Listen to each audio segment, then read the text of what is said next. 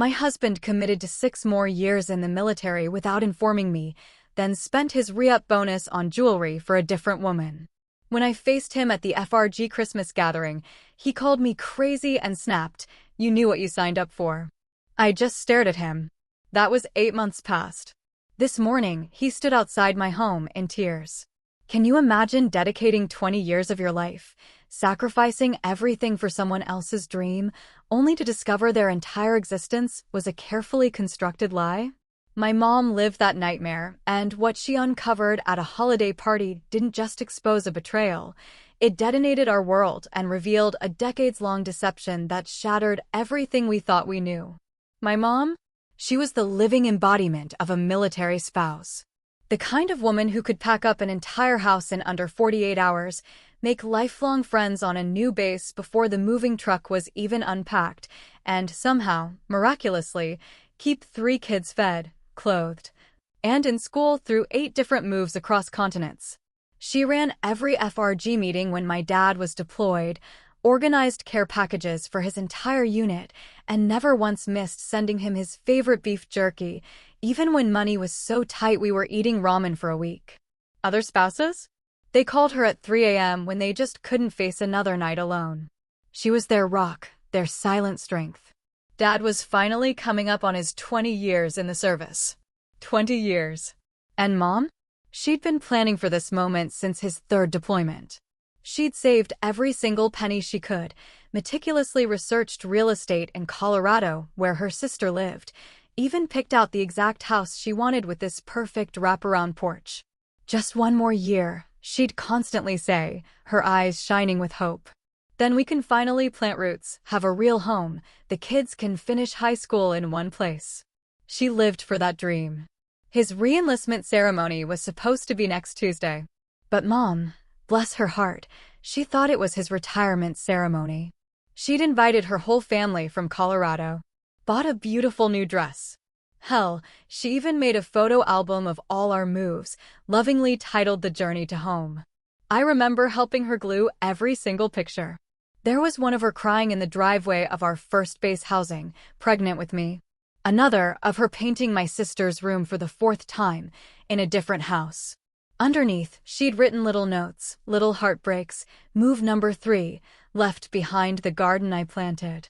Or move number 6, Tommy's best friend stayed here. But here's the kicker, the gut punch nobody knew. Dad had already re-enlisted 3 months ago. Signed away another 6 years without saying a single word to her. And honestly, that wasn't even the worst part. Mom found out at the FRG Christmas party. We were all there, you know, the whole battalion family thing. Kids running around hyped up on cookies, some colonel's wife droning on about resilience or whatever. Mom was helping serve punch, ladling it out with this calm, peaceful smile, when she overheard 2 lieutenants' wives gossiping by the dessert table. "Did you see Major Wilson with Captain Brooks at the PX yesterday?" one whispered, barely trying to hide her smirk. They weren't even trying to hide it anymore. The other one chuckled, a nasty little sound. 20 years his wife's been waiting, and he's spending his re-enlistment bonus on jewelry for another woman. Mom's hand froze on the ladle. I watched her face change real slow, like watching ice form on a window pane. The color drained from her cheeks, her eyes widening, her mouth falling slightly open. She carefully set down the punch, walked straight across that brightly decorated community center, and stood right in front of my dad. He was laughing, loud and boisterous, with some other officers by the Christmas tree. "Is it true?" That's all she said. Just 4 words, real quiet, but they cut through the room like a knife. Everyone around them stopped talking. Dad's face did this thing where he tried to look confused. "Honey, what are you, the re-enlistment?" "Captain Brooks." "Is it true?" The whole room went dead silent. Even the kids stopped their frantic running. You could literally hear the shitty Christmas music playing from someone's phone. Dad, ever the soldier, straightened his uniform, looked her right in the eye. "We should discuss this at home." Mom laughed. But it wasn't a real laugh. It was the kind that makes your skin crawl, hollow and bitter. 20 years. 20 years I've waited for you to come home. Really? Come home. Not just between deployments. Not just for a weekend. Home. Her voice was getting louder now, cracking with every word. I've been the married single mother. I've been the mover, the packer, the keeper of everything while you played soldier. And you couldn't even tell me you signed away 6 more years of my life. Some colonel, a pompous ass, tried to step in, murmuring something about maintaining decorum. Mom turned on him, her eyes blazing. Decorum? Decorum. Where was decorum when I was in labor with our second child and he was in Iraq? Where was decorum when I had to explain to our son why Daddy missed his high school graduation for a training exercise? She spun back to Dad and Brooks, who was now standing a little too close to him. Really? She's 23 years old. Dad's jaw tightened. Linda, you're being hysterical. This is what military wives do. You knew what you signed up for. Maybe if you understood sacrifice. Mom pulled out her phone, her fingers flying. Let me tell you about sacrifice. I have 4,000 photos on this phone. You're in 217 of them. I know, because I counted. I counted while you were deployed again. She threw the phone at his chest. It bounced off his polished metals with a clatter. I sacrificed my career, my family, my friends, my sanity, my children's stability, everything. For what? So you could sleep with your coworker and sign up for more years without asking. You're embarrassing yourself, Dad said, bending to pick up her phone from the floor. And me. In front of my command. Mom nodded slowly, a chilling calm settling over her. You're right. I am embarrassing myself. Believing for 20 years that this would end, that I mattered as much as your precious career. She looked around the room, at all the other wives. Some were crying. Most were just staring, frozen in place. How many of you are waiting for retirement too? How many of you think it'll be different when they hit 20? Nobody answered. Mom walked over to the dessert table, a strange purpose in her stride. She picked up the sheet cake that said, Merry Christmas, 4th Battalion Families, in bright red and green frosting. She walked back to Dad, her steps deliberate, and without a word, dumped the entire thing on his dress blues. The frosting hit his metals with this sickening wet splat sound that made Katie gasp behind me. Red and green icing dripped down Dad's chest onto his shiny shoes, while chunks of yellow cake stuck to his ribbons. The whole room just froze. 300 people watching cake slide off Major David Wilson's dress blues onto the waxed floor of the Fort Carson Community Center. Colonel Miller pushed through the crowd, his face turning purple with rage. He didn't even look at Mom, just stared at the mess on Dad's uniform and said, real quiet, that Dad better be in his office at 0600 tomorrow. Then he turned and walked out. That's when everyone started whispering, a low hum of disbelief and shock.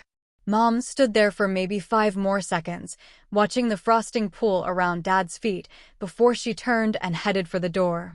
I grabbed Katie's hand, and Sarah grabbed her other one, and we followed Mom out while the whole battalion watched in stunned silence. The cold hit us hard in the parking lot. Mom's hands were shaking so badly she couldn't get the keys out of her purse. Tommy, my older brother, took them from her and unlocked the minivan. He helped her into the passenger seat, then, despite only having his learner's permit, got behind the wheel. Sarah climbed in back with Katie, who kept asking why Mommy threw cake at Daddy. Mom just stared out the window at the mountains while Tommy drove us home. Her hands wouldn't stop shaking. The house felt different when we walked in. All Mom's retirement party decorations were still up from when she'd been setting up earlier. The banner that said, "Finally, Home," hung mockingly across the living room. The photo album she'd made sat open on the kitchen table. Tommy helped Mom to a chair while Sarah took Katie upstairs for bed. Mom picked up the album and stared at this picture of herself, pregnant with Tommy, at Fort Bragg. She looked so young, so full of innocent hope. After a long time, she pulled out her phone and typed something. I saw over her shoulder she'd texted Aunt Margaret just 2 words, "I need you." Then she set the phone down and kept looking at that photo album, lost in a past that was now irrevocably broken. We stayed up with her until after midnight, but Dad never came home. Mom couldn't sleep. Around 2 a.m., I heard the garage door open and saw her car backing out. I followed her. She drove back to the community center, and sure enough, Dad's car was still there in the same spot. 3 spaces over was Captain Brooks' red Honda Civic. Mom sat there for a minute, then pulled out her phone and took pictures of both cars. The timestamp showed 2:17 a.m. She drove home, silent, and made coffee. At exactly 7 a.m., we heard Dad's key in the lock. He walked in, still wearing his cake-stained dress blues from last night. Mom was sitting at the kitchen table with her coffee, perfectly still. Dad looked at her and said she'd destroyed his career, that Miller was considering Article 15 proceedings, that she'd humiliated him in front of his entire command. Mom sat down her mug. One word. Divorce. Dad actually laughed. He said she had no idea what she was starting, and that he knew every JAG lawyer on base. Then he went upstairs and packed a bag. After he left, Mom called the base legal assistance office. The paralegal who answered said they couldn't help her since Dad was military, too, conflict of interest. But she whispered that Mom should find a civilian attorney fast because Dad had already called trying to freeze their bank accounts. Mom hung up and went to the garage. That's where Tommy found her an hour later, surrounded by all the boxes she'd labeled for the retirement move to Colorado. She was crying a deep, racking sob. Tommy sat down next to her and pulled out his phone. Someone had posted a video of the cake incident on TikTok. It already had 50,000 views. The comments were all supporting Mom. He put his arm around her and said everyone was on her side. That's when Mom really broke down. Margaret got there that afternoon, a force of nature. She took one look at Mom and immediately took charge. She'd brought the business card for her divorce attorney from Denver and $5,000 in cash. She said Dad didn't know about their mother's inheritance money that she'd been managing for Mom all these years. Mom just nodded, numb. 2 days later, Dad came back to get his things. Brooks waited in her car in our driveway, a stark red reminder, while Dad walked through the house filling boxes. He announced he was moving into the bachelor officer quarters on base. He wanted the kids every other weekend, starting immediately. Katie ran to him and hugged his leg, but Tommy and Sarah stayed in the kitchen. They wouldn't even look at him. After he left, Mom met with the attorney Margaret had recommended, Jennifer Martinez. She specialized in military divorces. Her first question was whether Dad had been hiding money.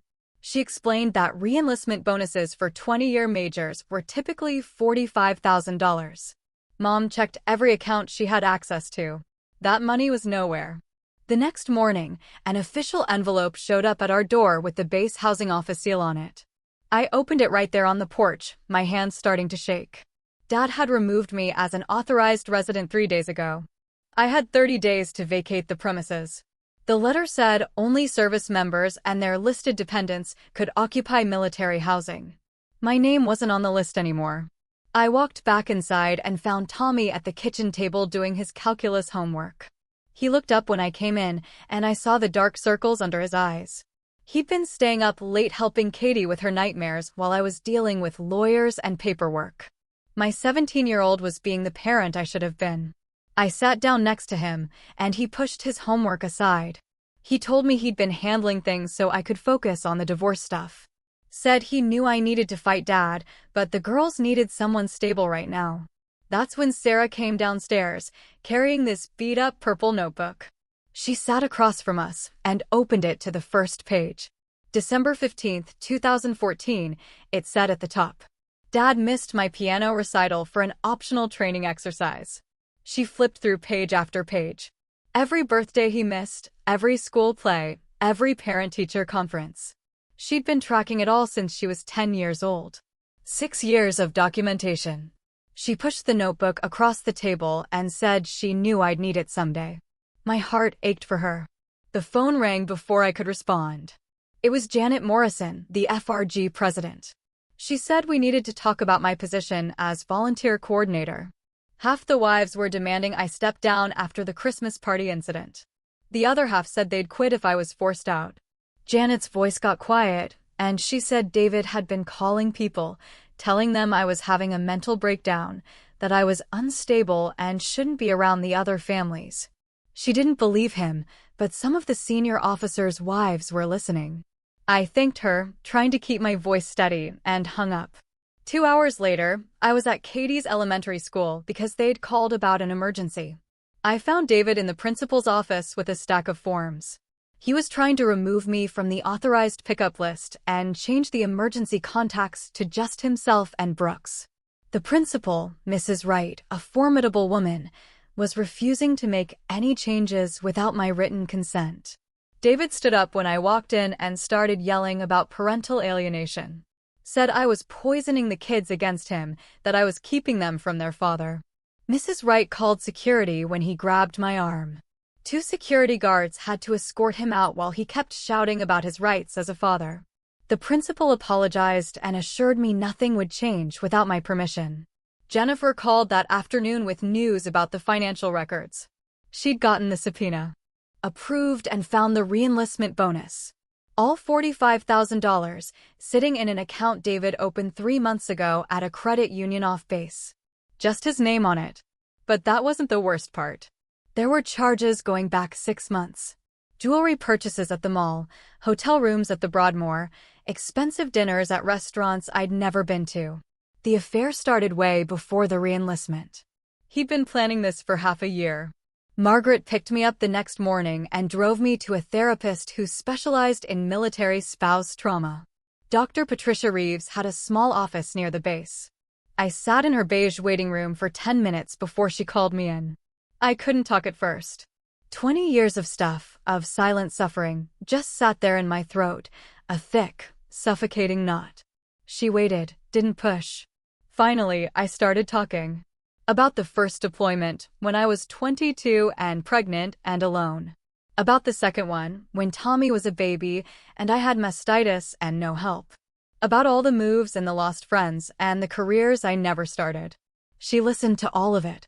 At the end, she gave me a yellow legal pad and told me to document everything from now on. Every interaction with David, every threat, every attempt to manipulate the kids. She said it would help in court. Tommy had basketball practice that Thursday, and I went to pick him up. Coach Williams pulled me aside while Tommy was in the locker room. He said David had called trying to remove me from the pickup authorization list there, too.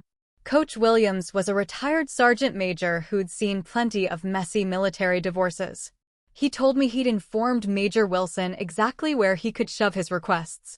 Said Tommy was a good kid who didn't need this drama, and he'd make sure I could always get my son from practice.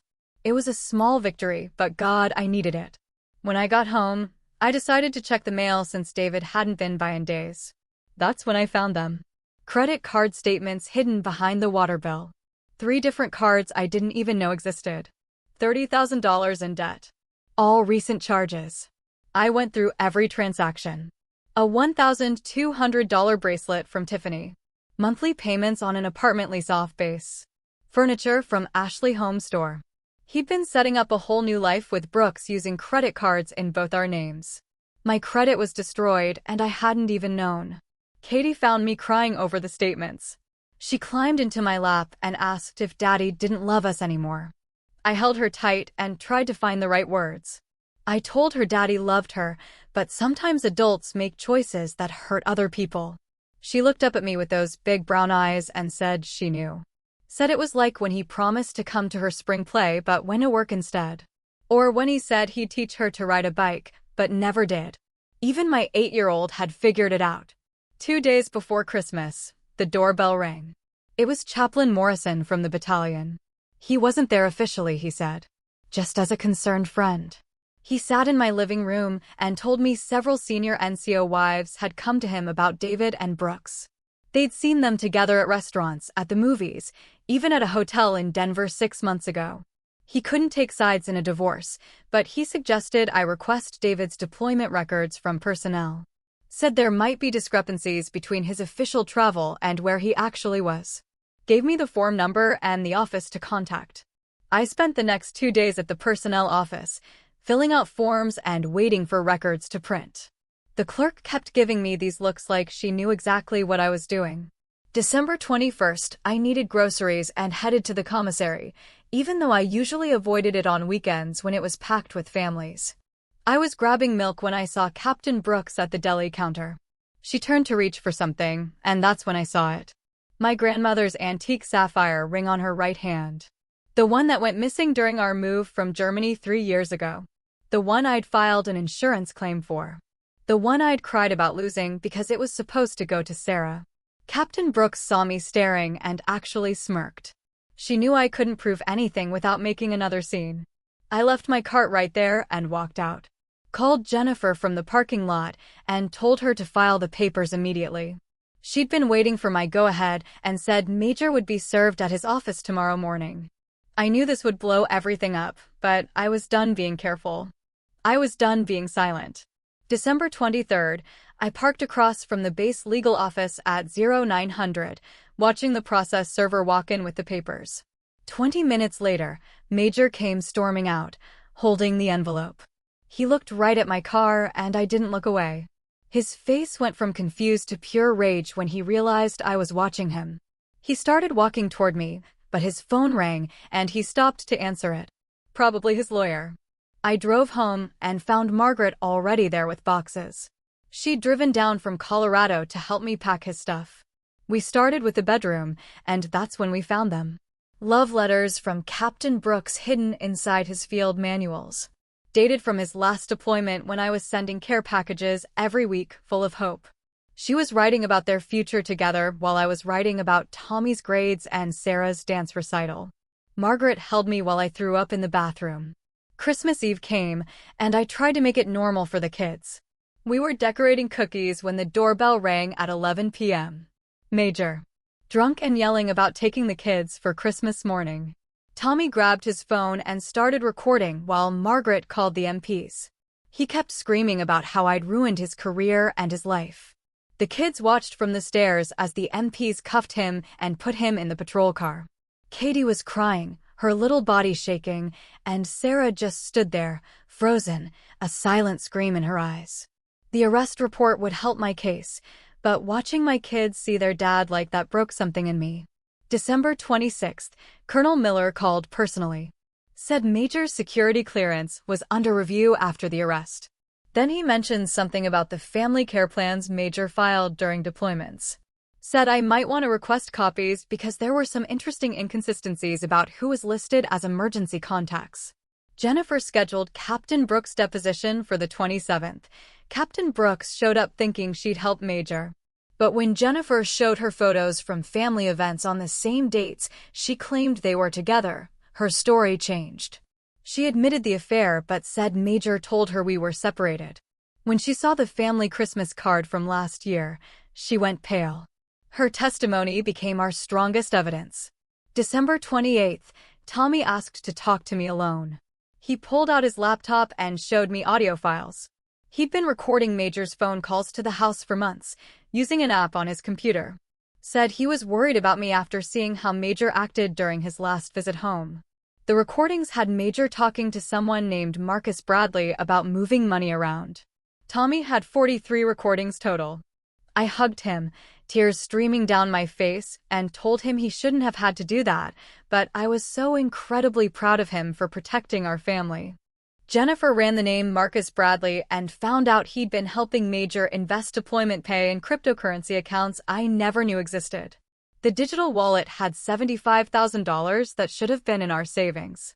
Money from combat pay and re-enlistment bonuses I thought went to bills. Jennifer added financial fraud to the divorce filing. December 30th, we were eating dinner when Sarah suddenly started crying. She rolled up her sleeves and showed me cuts all up her arms. Said she'd been doing it since Major's last deployment. My heart seized in my chest. I held her while she sobbed about not being able to handle the pressure of being the perfect military kid anymore. Called the base mental health crisis line and got her an emergency appointment for the next morning. That night I lay awake, realizing the real cost of 20 years of this life wasn't just my sacrifices. It was theirs too. January 2nd came fast, and the courthouse was packed with military families since everyone came back from holiday leave at the same time. Major showed up in his dress blues, every medal he'd ever earned pinned to his chest, like a walking monument to his own self-importance. I wore the same black suit I'd bought for my dad's funeral 3 years ago. Jennifer had printed out every crypto transaction from the past 6 months and organized them in a binder with tabs marking each month. The judge was this older woman who kept adjusting her glasses while she read through the evidence.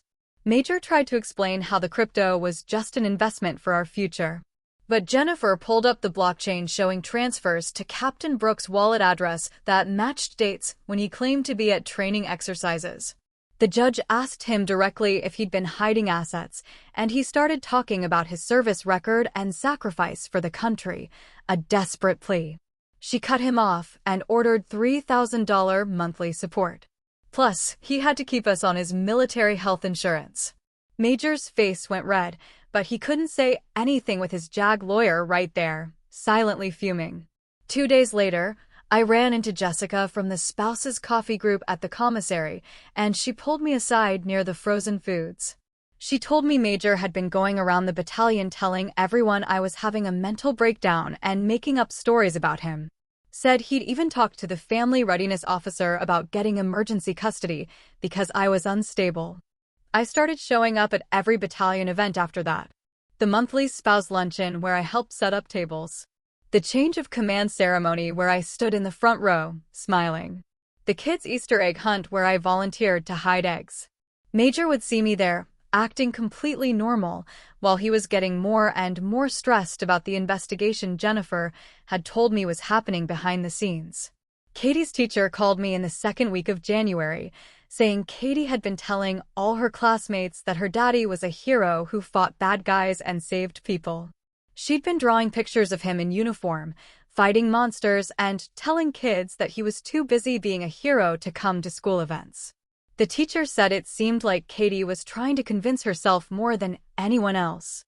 That's when I realized all 3 kids needed their own therapists, not just Sarah.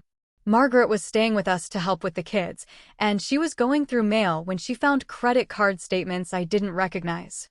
3 different cards, all in my name, that I'd never applied for. The charges went back 8 months and included hotel rooms, jewelry stores, and restaurant bills at places I'd never been. Margaret drove straight to the police station and filed identity theft charges while I called Jennifer to add it to our case.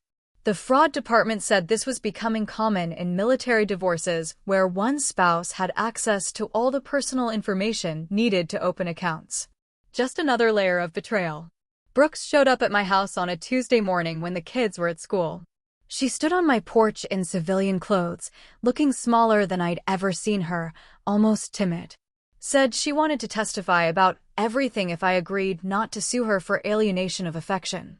She handed me printed screenshots of texts where Major called me psycho and manipulative while planning their future together.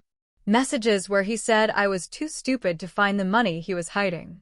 She had hundreds of them saved. I took the papers and told her to talk to Jennifer. I started going to a military spouse divorce support group that met Wednesday nights in the church basement off post. Met Patricia, whose ex-husband had done the same financial tricks, but worse. She showed me how to check for other hidden accounts and walked me through protecting my credit. She'd been divorced 2 years and said the first year was hell, but it got better. Her ex was stationed in Korea now and hardly saw their kids. January 15th, Major's command officially gave him a letter of reprimand for conduct unbecoming an officer. His promotion board for lieutenant colonel got canceled indefinitely. He left me a voicemail screaming that I'd ruined his career and destroyed 20 years of work. Jennifer saved it to the evidence file before I could delete it. Tommy got suspended the next week for fighting another military kid who'd been repeating Major's lies about me being crazy. The principal called me in and said he understood why Tommy reacted, but rules were rules. I watched my son sit in that office with his fists still clenched and his eyes swelling shut because he tried to defend me from his dad's lies. That night, Margaret found me in the kitchen at 3 o'clock in the morning, looking through old photo albums from when the kids were babies. I told her sometimes I miss the man I thought I married, the one in these pictures who looked happy holding baby Tommy. She sat down next to me and said, "That man never existed, because you'd been in love with who you needed him to be, not who he was." The truth of it stung, but it also started to set me free. January 20th, Jennifer called to tell me the JAG office had opened an informal investigation into Major's use of government resources. They'd found emails to Captain Brooks on his military account and phone records showing personal calls during duty hours. The investigation was separate from our divorce, but would definitely affect his security clearance and career. 2 days later, Jennifer called me at work, and her voice was different, tight, like she was trying not to yell. Major had filed for full custody of all 3 kids, claiming I was mentally unstable and violent. He'd attached photos of the cake mess at the Christmas party and statements from 3 officers saying I'd lost control and assaulted him with food. Jennifer said he was demanding psychological evaluations for everyone, including the kids, and warned me this was going to get ugly and expensive, fast. The court approved his request, and I had to meet with a psychologist named Dr. Freeman the following week in a cold office that smelled like old coffee and cleaning supplies. She asked me about everything, the moves, the deployments, waiting alone with 3 kids while Major was gone for months. And I just talked for 2 hours straight while she took notes on a yellow pad. When I went back for the results, she looked at me different, softer, and said I had complex PTSD from 20 years of military spouse isolation, and that my reaction at the party was actually normal given the accumulated trauma I'd been carrying. She wrote a 12-page report documenting everything, and Jennifer said it actually made our case stronger because it showed exactly what being a military wife had done to me. January 25th, Sarah's therapist called to say she'd had a breakthrough and stopped cutting herself completely. Started journaling instead about all the times Major had promised to be there and wasn't. The therapist said Sarah wanted to testify about his absence and broken promises, but I couldn't bear to put her through that. Didn't want her in the middle of our mess, caught in that crossfire. I was washing dishes that night when I saw headlights in the driveway, but nobody got out of the car. And after 20 minutes, I realized it was Major's truck, just sitting there, watching the house. This happened 3 more nights that week, always around 2 o'clock in the morning, according to the kitchen clock. Him just sitting in his truck, staring at our windows. It was terrifying. I bought security cameras from Walmart the next day and set them up myself with Tommy's help. And over the next 2 weeks, we caught him on video 7 different times, just parked outside watching, like some kind of creep. February 1st, Jennifer took the footage to court, and the judge granted a restraining order immediately. Said Major had to stay 500 feet from the house, except for court-ordered visits with the kids. The base got notified about the order, which made things even worse for his career on top of the JAG investigation. 3 days later, Captain Brooks showed up at my door with a USB drive and said she'd been reassigned to Fort Hood because the scandal was affecting unit cohesion. But before she left, she wanted me to have something. The drive had hundreds of emails between her and Major, planning their life together after his divorce, including one where he called me the parasite and talked about hiding money in accounts I didn't know about. Jennifer's forensic accountant found those accounts, plus discovered Major had been selling military gear online for years and keeping the cash, which was technically stealing government property. And Jennifer had to decide whether to report it to CID, which would end his career completely. February 8th, Tommy got his college acceptance letter with a full ROTC scholarship to Colorado State. And when he told me he was turning it down because he didn't want to be like his dad, I felt my heart break all over again. I told him he was nothing like Major, that he had his own dreams and shouldn't let his father ruin them, but he said he'd seen what the military did to families and couldn't do that to anyone. Patricia from my support group gave me a number for a female veteran lawyer who'd handled her own military divorce. And when I called her, she warned me Major would probably drag this out until his retirement date to protect his pension. That it was a common tactic. Valentine's Day. I woke up to roses on my doorstep with a letter from Major, begging me to forgive him and take him back, saying he'd made mistakes, but we could work it out for the kids. I called the police immediately because he'd violated the restraining order. And when they arrested him at the base, it made the front page of the base newspaper with the headline, "Decorated Officer Arrested for Domestic Incident," which pretty much destroyed what was left of his reputation. Katie started seeing the school counselor twice a week, and the drawings she brought home made my chest hurt. Every single one had the same thing, our family standing together, and then this black figure way off to the side. The counselor said it was normal for kids to process trauma through art, but watching my 6-year-old color her dad in nothing but black crayon while the rest of us got bright colors felt like watching her childhood die in real time. Progress was slow, and some nights she'd wake up screaming for daddy, then remember why he wasn't there and cry harder. February 20th, I got a certified letter from the base that made me sit down hard on the kitchen floor. Major was being forcibly retired at exactly 20 years due to multiple conduct violations, including the restraining order violation and what they called behavior unbecoming an officer. His pension would be available for division in the divorce proceedings. Jennifer called it the best-case scenario we could hope for since it meant guaranteed income for the kids. Margaret came over that afternoon with wine to celebrate, but stopped cold when she saw my laptop open on the kitchen table. She'd been helping me organize tax documents when she noticed an email in my spam folder from an address I didn't recognize. The subject line said something about family testimony. And when she clicked it open, her face went white. Major had been emailing my parents. My parents, who I hadn't spoken to in 10 years. My parents who were drunk more often than sober when I was growing up. My parents who forgot to feed me for days at a time and left me alone at 8 years old to go to the bar. He'd found them somehow and was trying to get them to testify that I'd always been unstable and unfit. The email had their response, saying they'd be happy to help their son-in-law get custody of their grandkids they'd never even met. Margaret grabbed my phone and called Jennifer immediately while I just stared at the screen, feeling like I was 8 years old again, hiding in my closet while they screamed at each other downstairs. Sarah found me crying in the bathroom an hour later and sat down next to me on the floor.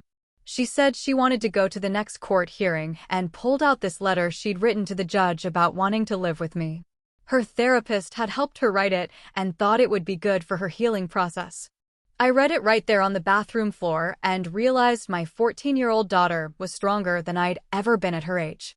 She wrote about how I was the one who stayed, and how Major always chose the army over us, and how she didn't want to live with someone who made her feel like she wasn't worth staying for.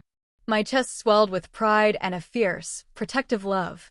March 1st, the custody evaluator showed up at 7 o'clock in the morning with a clipboard and started watching everything. How I made breakfast and got the kids ready for school and helped with homework and managed bedtime routines. She interviewed their teachers, who all said the kids were doing better now than they had in months. She talked to their therapists and coaches, and even the neighbor who watched Katie after school sometimes. I kept everything normal as possible, even though having someone document every move I made felt like being under a microscope.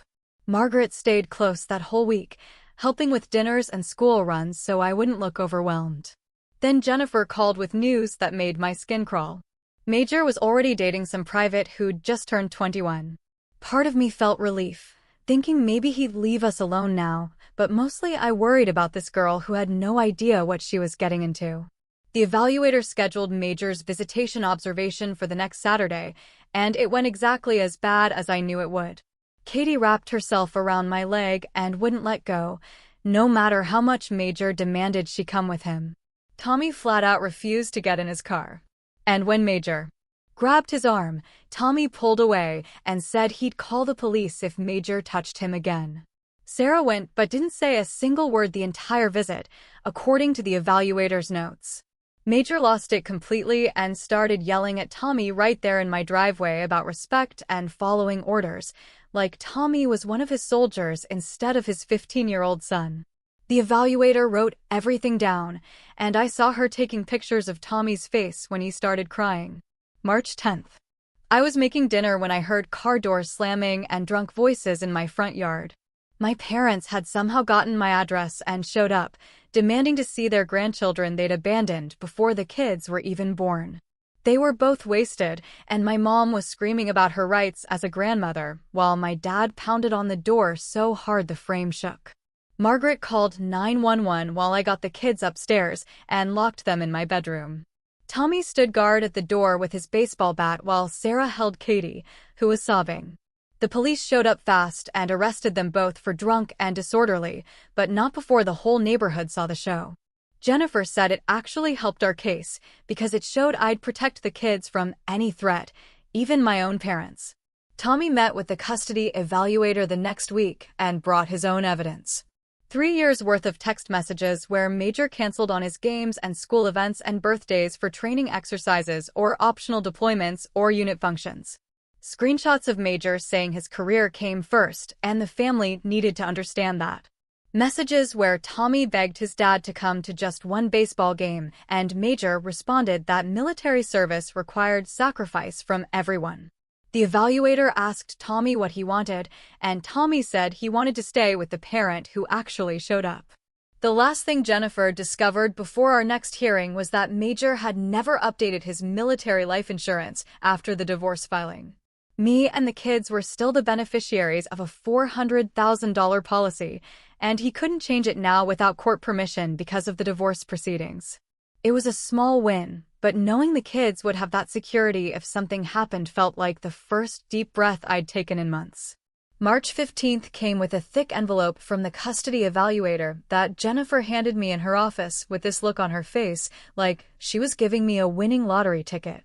The report was 42 pages of observations and interviews and psychological assessments, but the recommendation was right there on page 3 in bold letters saying, primary physical custody should go to me, with supervised visitation for Major initially due to documented anger management issues and the children's clearly stated preferences. Jennifer was already pulling out her phone to call Major's lawyer when we heard shouting from the waiting room. And then Major burst through the door with the receptionist trying to block him. His face was red, and he was waving his own copy of the report and yelling about bias and how the evaluator was clearly man-hating and didn't understand military culture. Jennifer stood up, real calm, and told him he needed to leave or she'd call security. But Major just kept going, saying I'd poisoned the kids against him and manipulated the whole system. The receptionist had already hit the panic button, and 2 security guards showed up within minutes to escort Major out while he kept shouting about how this wasn't over and he'd appeal everything. 3 days later, I packed the kids into the car for spring break at Margaret's cabin up in the mountains near Woodland Park.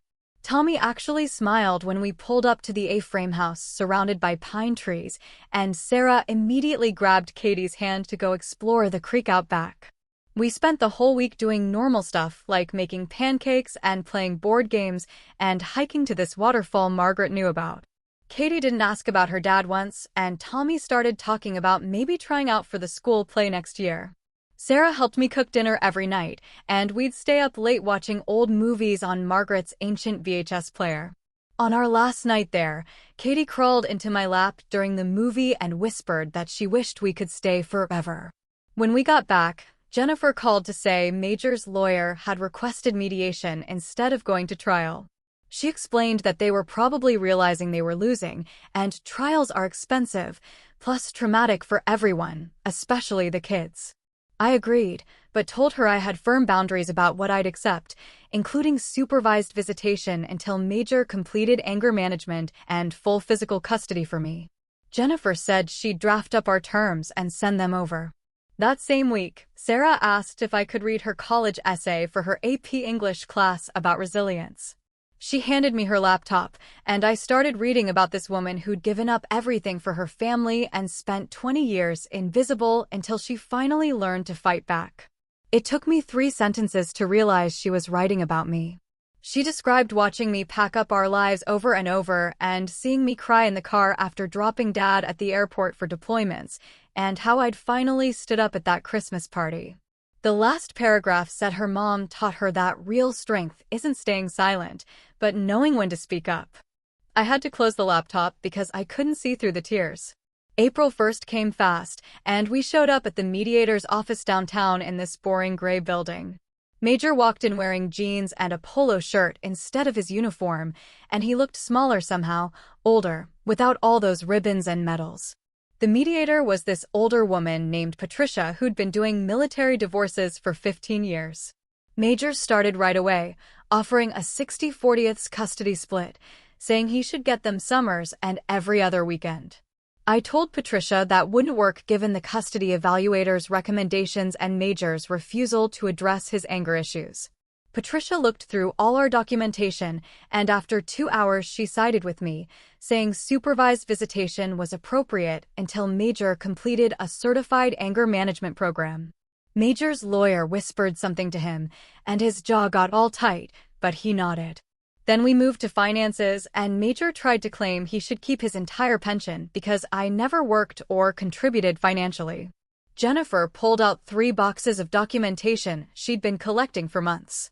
20 years of FRG meeting minutes I'd run and events I'd organized and care packages I'd coordinated. She had receipts for every move I'd managed alone while Major was deployed, including the moving company contracts I'd negotiated and the deposits I'd handled. She showed how I'd maintained our household through 8 deployments, keeping everything running while he was gone for a combined 7 years. Patricia started calculating on her computer, adding up what my labor would have cost if Major had hired people to do everything I did. Moving coordinators and household managers and childcare and event planning and all the volunteer work that kept his career advancing because officers' wives are expected to be involved. The total came to over $400,000 in unpaid labor supporting his military career. Major's lawyer was whispering urgently in his ear, and Major's face kept getting redder and redder. Patricia said, given Ms. Sullivan's substantial non-monetary contributions to the marriage and Major Wilson's career advancement, the pension should be split 50-50ths. 2 days later, Katie came home from her supervised visit with Major and climbed straight into my lap. She said Daddy made her feel sad because he kept asking questions about what Mommy was doing and who came to our house. I documented everything in the notebook Jennifer told me to keep and didn't schedule another visit when Katie said she didn't want to go anymore.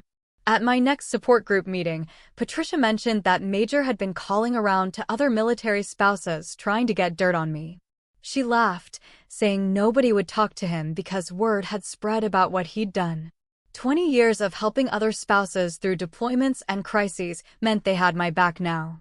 Even the officers' wives, who usually stayed neutral, were telling him to leave me alone. The next morning, Margaret came over to help me update my resume, which hadn't been touched since before Tommy was born. She made me list everything I could do, which turned out to be a lot more than I thought. Project management, from coordinating battalion-wide events. Crisis handling, from managing family emergencies during deployments. Logistics, from executing 8 military moves. Margaret said, military spouses are experts at everything except getting credit for it, and helped me translate my experience into civilian job terms. Jennifer called the next morning with news that made my stomach drop. She'd gotten David's financial records through Discovery and found something nobody expected. For the past 18 months, he'd been sending money to someone in the Philippines, a woman named Maria he met on some dating site while still living in our house. The transfers added up to almost $30,000. Money he claimed we didn't have when Sarah needed braces or when Tommy's car broke down. Jennifer said his lawyer actually put his head in his hands when she showed him the bank statements during our next meeting. David tried to explain it away as helping a friend in need, but the emails Jennifer found said otherwise. Full of promises about bringing her to America once his divorce was final. Tommy made his own discovery that same week when he was cleaning out the garage. He found David's old laptop from his first deployment stuffed behind some boxes and somehow got it working. What he found on there made him throw up in the driveway. Emails from 2004, right after Sarah was born, where David was asking his buddy about divorce lawyers and calculating how much child support would cost him. He'd written that he never wanted kids, that I trapped him with the pregnancy, that he was counting down to his 20 years so he could leave without losing his pension. Tommy printed everything and brought it to Jennifer without telling me first because he knew it would destroy me. When Jennifer showed me the emails, I couldn't breathe. Our whole marriage had been a lie. The chaplain who married us reached out after hearing about the divorce through the base gossip network. He asked me to come see him. Said he had something he needed to tell me. Sitting in his office where we'd done our pre-marriage counseling 20 years ago, he admitted David had come to him during deployment number 5, asking about divorce. The only reason David didn't file then was because my dad died suddenly, and David didn't want to look like the bad guy leaving a grieving widow. The chaplain said he'd been carrying that guilt for years. The mediation session on April 15th turned into a disaster. When we got to the house discussion, David demanded we sell immediately and split the proceeds, but I needed to keep the kids stable through the school year. The mediator suggested David could buy me out using his pension as collateral. David lost it completely. He jumped up, screaming that I was stealing his retirement, that I didn't deserve anything after sitting on my ass for 20 years while he served his country. His lawyer tried to calm him down, but David kept yelling about how I was a parasite, a leech, that any judge would see I contributed nothing to the marriage.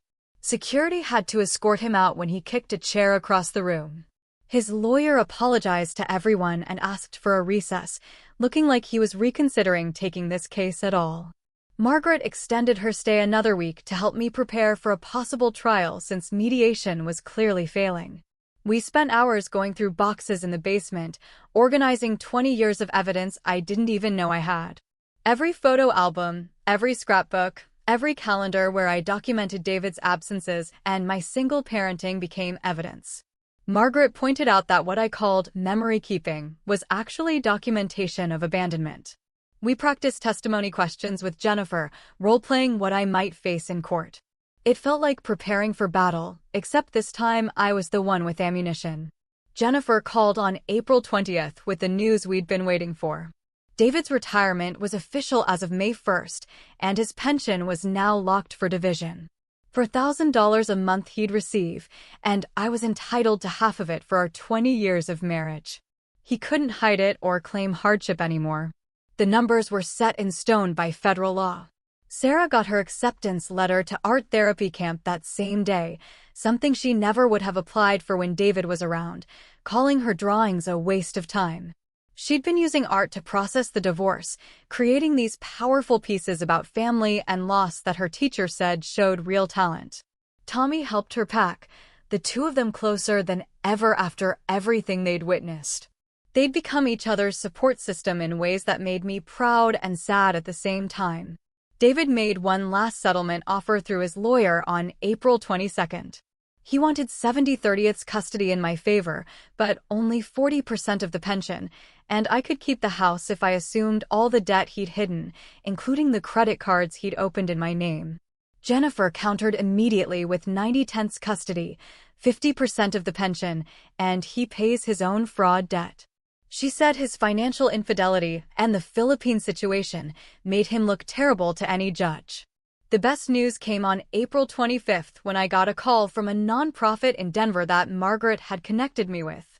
They wanted to hire me as their event coordinator based on my FRG experience running military family programs. It was remote work that would let me be home for the kids while earning my own money for the first time in 20 years. During the interview, I talked about coordinating support for 300 families during deployment, managing crisis interventions, and organizing fundraisers that raised over $50,000. They said I was exactly what they needed.